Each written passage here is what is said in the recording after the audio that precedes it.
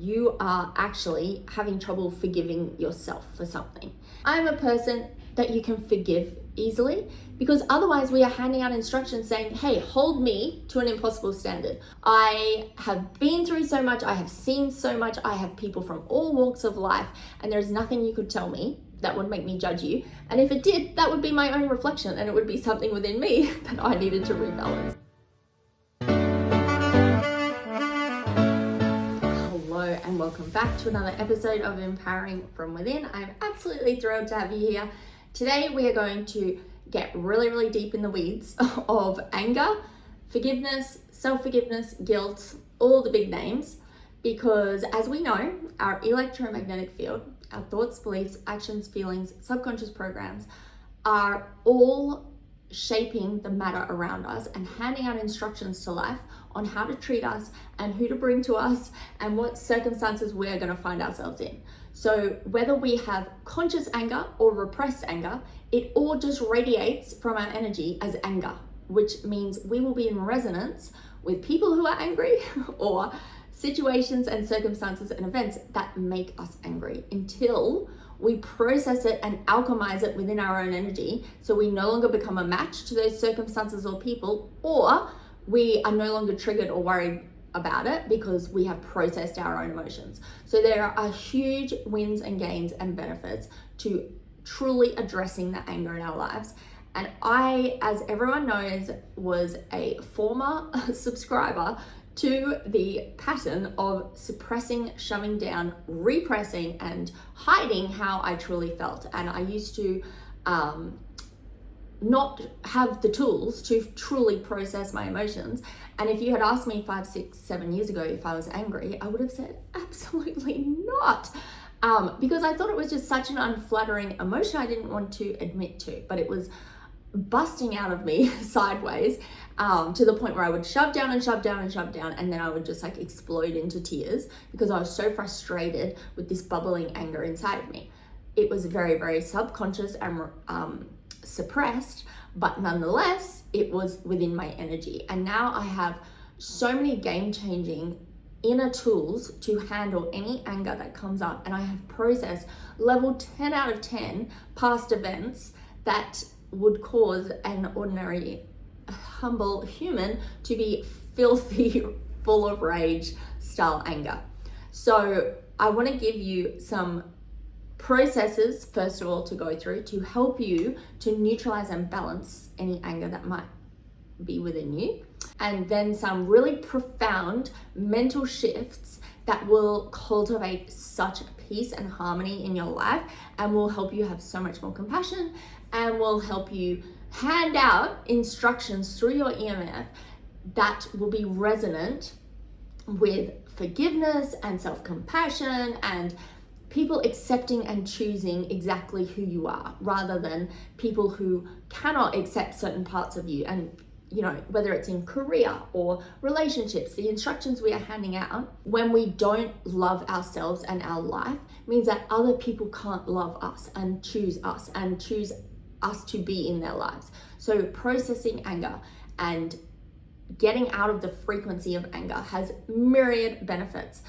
And the first step to that is to get really real on what you're feeling. As we know, articulating the emotion will stop our brain from chewing on it and create a release valve immediately just by naming it.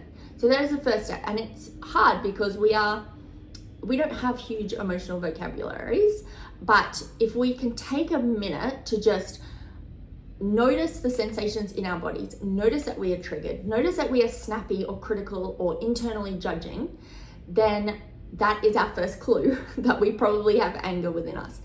So what do we do once we realize that we are angry? Well, if there's anger in your field today, there's probably anger in your field a week ago, a month ago, 5 years ago, 10 years ago, that perhaps, unless you have been on a self-development journey for your whole life, has never actually been processed. And I have had some level 10 out of 10 angry situations in my life. Anger often shows up as like heat, burning, tears, and just constriction in the body. So once you are actually able to hit the nail on the head, and articulate the fact that you are feeling angry, the next job is to take time and a sacred space to actually express the anger, not to the person, because as we already know, dumping on other people, nobody else is responsible for how we feel. A person may have made you angry from complete ignorance or from intention, whatever it may be. It is not their responsibility to make you feel okay. If we are relying on our children, our spouse, our colleagues, our family, the lady at the grocery store to make us feel some type of way and to keep rolling out a red carpet to ensure that we feel good, that is the most disempowering way that we can live. It is nobody's responsibility to ensure that we feel good once we are individuated adults, except for ourselves.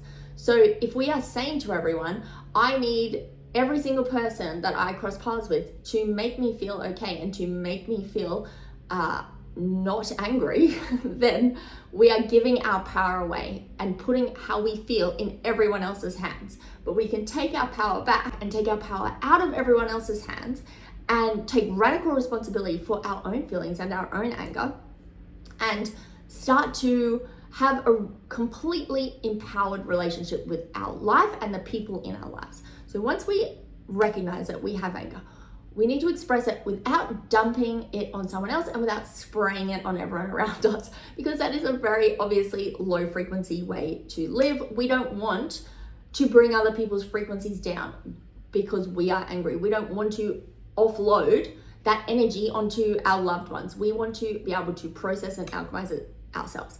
So the best thing that I do is to find a private space and dump it out. We need to complete the cycle on the emotion. So you can scream, you can rage, you can cry in your car, in the shower, in your bedroom, wherever is like a private, sacred, dignified place for you to get this energy out and fully express it. Just like animals in the wild, when they escape near death or go through something stressful, they literally shake it out and get that energy out of their body, so they're not living their lives dragging around these heavy emotions and becoming unwell and having drama in their lives. They literally just shake it out and move on. So that is part of us as also being animals. We need to express the energy out of our body. So you can do that any which way you like. You can dump it into a voice note, write an angry letter, an essay, whatever it is, and then burn it or delete it. But just get out the vitriol, the rage, and express the anger out of your system so that you no longer feel like you are this mounting balloon of pressure. You've released the valve and all the angry energy is out.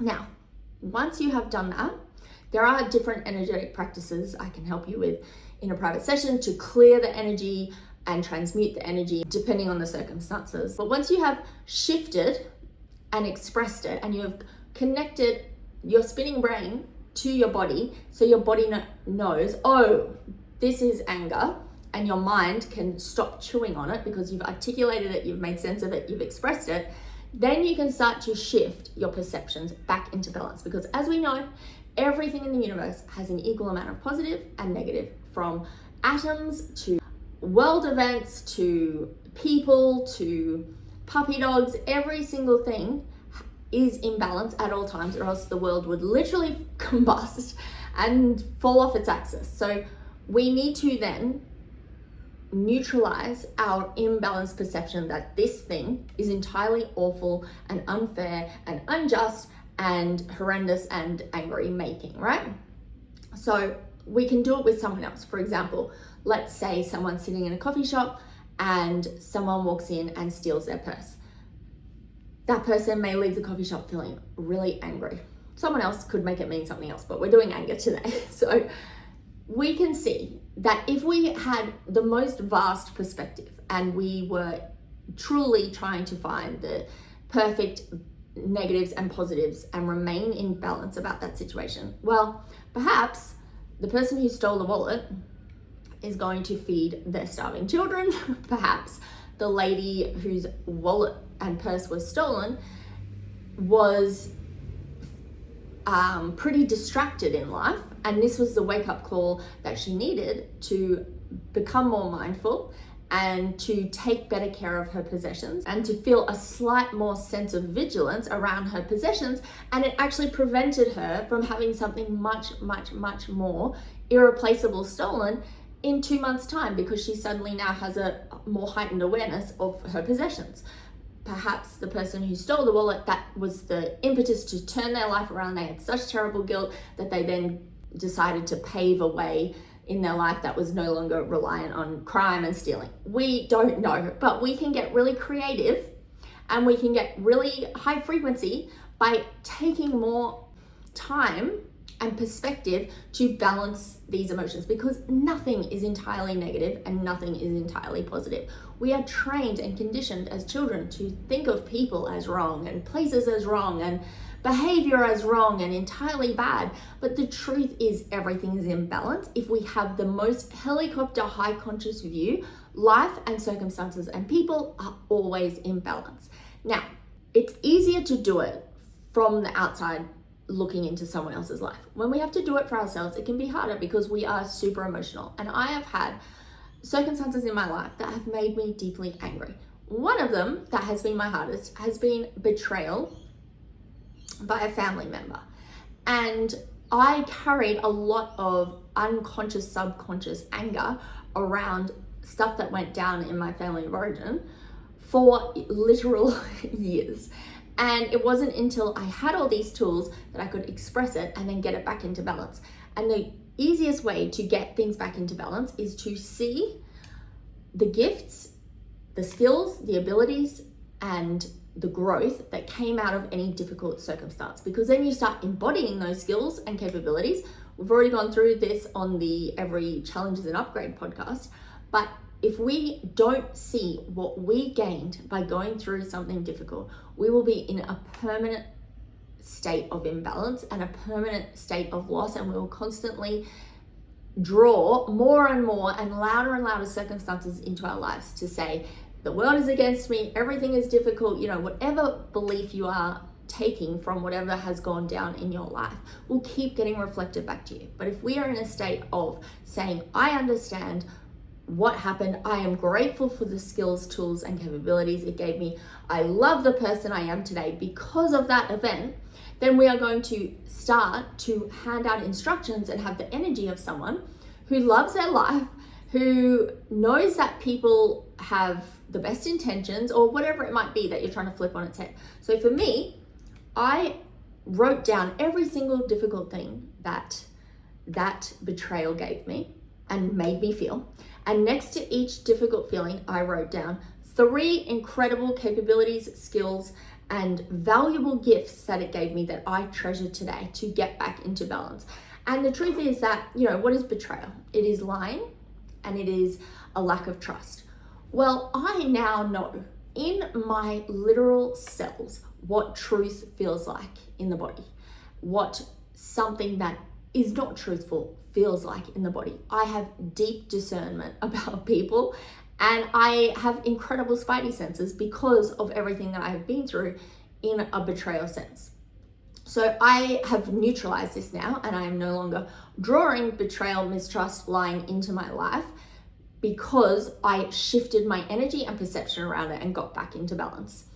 Now, if you want to take this self-development work to the pro elite level, the next step, once you are neutral, once you've got all the charge out of your system and you've expressed until there's no air in that balloon and you have truly completed the cycle, got the energy out of your system and got into a state of balance about the event, the next thing you can do, which is tough, but it is so worth it, is to own the quality that you hate in the person who made you angry within yourself. Because the truth is, we all possess every quality, negative, positive, we are all in perfect balance. We are all murderers. Like, I have stepped on ants before. We are all geniuses. We are all really dozy. We have all sides of the coin. And usually when we are really triggered by someone, it is because we dislike and cannot accept the quality that this person is portraying as a quality that we actually possess. and we can't admit to, and we are very, very triggered and charged around the quality within the other person because we disown it in ourselves. And you might be saying, well, Phoebe, I am not someone who betrays people. Well, yes, but do you betray yourself? Because I can tell you, as a former people pleaser, that the qualities of betrayal, like lying, lack of trust, not being honest, are qualities that I used to inhabit and display all the time as a people pleaser because I did not have the self-worth to express my true feelings. So I was constantly betraying myself and betraying my own feelings and not being completely truthful about how I feel in order to maintain connection, and because I didn't have the confidence and the self-worth to actually speak my truth. Even in the hairdresser last week, when I was at the basin with the spray thing, and I was asked point blank, is this temperature okay? I found it so difficult to actually be truthful and say it's kind of hot and it's burning my scalp, because I wanted to maintain the connection. I love my hairdresser. I wanted to maintain that connection. I didn't want to make her feel uncomfortable. But guess what that does? It betrays myself. It throws myself under the bus. It is dishonest about actually what's going down in my experience. And I literally used to do this constantly to myself, where I would throw myself under the bus, betray my own feelings, not be truthful, in order to make everyone around me feel comfortable. I'm sure there are people pleasers across the world who can relate to swallowing your own discomfort in order to make everyone around you feel comfortable. But that is self-betrayal over and over and over again. And that is going to only draw people to you who are dishonest and willing to betray you, because that's what you do to yourself. And that is the energy that you are marinating in constantly. So you are at resonance with other people who will do that to you, because you're handing out instructions saying, hey, I'm a person whose feelings don't really matter. I'm a person who is not particularly honest about how they feel. I am a person who will literally throw myself under the bus to make you feel okay. So that is what shows up in your life. And once I could own that actually I can be dishonest and I cannot value myself enough to speak up, and I betray myself and self-abandon constantly for my own myriad, experiences and trauma and blah-de-blah, I could suddenly have so much more compassion for myself, because I could see that I wasn't doing this with a malintent. It was just an erroneous coping strategy in order to maintain connection. It was not coming from a horrible place.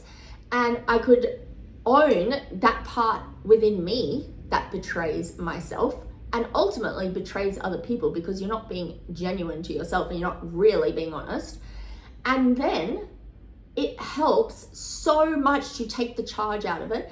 And I am no longer triggered by people who betray or lie or are not trustworthy, because I can see that there's just something they're hiding from their own lack and self-image and self-love wounds, because I now own it in myself. So if you are willing to take ownership of the quality that you dislike so much and see where you do it yourself, not only will it take the charge out of the situation, but it makes you a better person, because you can suddenly start to catch when you're doing this and be a more genuine, authentic person, knowing that you are only responsible for your own feelings. And being more genuine and authentic and telling my hairdresser that that temperature is actually kind of burning my scalp only made us more connected. And if she had had discomfort around that honesty, that actually would have been an issue for her. That actually would have been her own projection. So once we can see that we're just in this giant hall of mirrors with everyone projecting their own disowned, unaccepted, unflattering parts of themselves, we can start to see things in such better balance and become so much less emotional about it. Now, the other thing about anger, if you are finding it really, really, really, really hard to forgive someone, then it is most likely, as we know, as within, so without, we live in an inside out world. Everything is backwards. Everyone is just reflecting to us. Life is a mirror and reflecting to us our own imbalances. And if you are finding it hard to forgive someone, I can have a pretty good guess that you are actually having trouble forgiving yourself for something. And I can attest to this because I have been so angry at myself before. And when you're angry at yourself, you tend to carry around this weight of guilt in your stomach because you feel guilty for not living up to your impossible standards. And I've experienced this as a mother because I love my children so incredibly much. And I truly want to be the greatest mum of all time.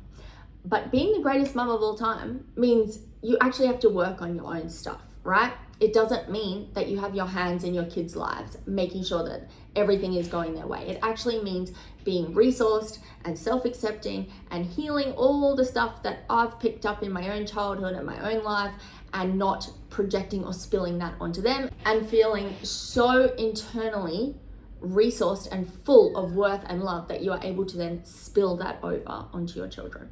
And that is truly the measure of a great mum. But one thing that I have found really makes me angry is seeing these people online with giant platforms speaking poorly of their kids, or humiliating their kids, or acting as if their kids are a burden, because I know the impact that's going to have on their children, these perfect little innocent beings, and the energy that they are going to be soaking in. They're going to then hand out instructions to life saying, I'm a burden, I am a fool, you are welcome to humiliate me, because that's how their parents are treating them. And it makes me so angry. And once I did this process with my anger of what I judged as bad parents online, I started to own where I was myself a bad parent. And I started to see that actually I'm angry at myself because I hold myself to a truly impeccable, flawless mum perspective. And so anything that goes wrong in my kids' lives, I truly take to heart, and I try and see my part in it and how I could have prevented it or whatever it is. And I self-flagellate and self-blame about everything in my kids' lives. And I hate the part of me that is not the most epic parent of all time. And once I started to see that, then I needed to bring online better tools for self-forgiveness, because I was actually angry at myself for all the ways that I had fallen short of being the greatest, most epic mum, because that is truly my number one goal in life. And I hold motherhood so dearly. You know, I was not meant to have life. I survived this terrible near-death experience, and it is not lost on me that I now have these two incredible children, and I've created new life. And I just find that my children are so unconditionally lovable, and any time that they are struggling, which is crazy because we can't, nobody has a life free of struggle, I really have been known to turn it on myself and get really angry at myself, and any way that I could have said something better, supported them better, protected them better, whatever it is. So what I have found for taking anger at ourselves to the next level and eradicating this burdensome guilt in our lives, which only drags us down and keeps us in survival emotions and actually keeps us from being great, excellent, resourced parents in a higher frequency and with a higher consciousness and with more of our brain online, because we're not constantly panicked and in survival emotions, is to truly self-forgive at the deepest level. And when we're angry at ourselves, once we bring that into the conscious mind, the greatest thing we can do is to go back to the events that we are angry about and to add more context, add more details, because often we are holding our past selves to a standard of knowledge and behavior and change and growth that we have today, but we did not have back then. So we are in this circular, erroneous logic to hold our past selves accountable for something that we did not know. So we were entirely innocent and ignorant at the time of making whatever mistake or poor decision or whatever it might be at that previous time. But often going through that mistake was the only way to gather the skills and knowledge we needed in order to do a better job today. So we are holding our 20 and 30-year-old self to a standard that we have today, but we didn't have back then. And so once you can add the context and add more details to see that we were operating on a different level of knowledge, and to go through the mistake or the pitfall was the only way to gain the knowledge that we had. If we want to be the greatest parent of all time, well, we're going to be tested. It's like being a surgeon. If you want to be a surgeon, you don't go in day one with a scalpel and know exactly how to skillfully slice and dice a body. That is an earned skill. It is an earned mastery. And in order to become the greatest mom of all time, which is the title I'm going for, I need to earn the right to the skills and the capabilities and the knowledge by going through the ringer and by going through tests and making mistakes and changing and growing to do it better next time. And that is the entire point of life. That is success in life, when we are changing and growing and doing better and rising to challenges with new skills and new adaptations. If I look back at my 20-year-old self, 30-year-old self, and I'm still doing things the same way and not doing any self-reflection, then yes, that would be a genuine failure, a mistake. But if I am looking back at my innocence and my ignorance and the fact that I was truly doing my best with the skills and knowledge I had at that time, then there is a level of forgiveness that is able to come online because we can see ourselves in the full context of what was happening. So self-forgiveness comes down to truly and honestly reviewing our past self and past mistakes and gaining and embodying this new knowledge and skills so that we are doing it better next time. And that to me is success.